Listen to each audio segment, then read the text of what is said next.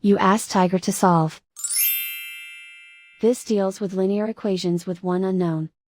The final result is r equals -1/2. Let's solve it step by step. Simplify the expression. Expand the parentheses. Multiply the coefficients. Simplify the arithmetic. Group like terms. Combine like terms. Group all constants on the right side of the equation. Subtract 10 from both sides. Simplify the arithmetic.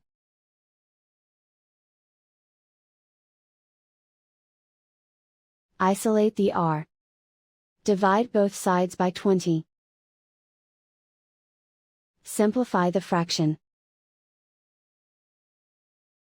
Find the greatest common factor of the numerator and denominator. Factor out and cancel the greatest common factor. And so the final result is r equals -1/2.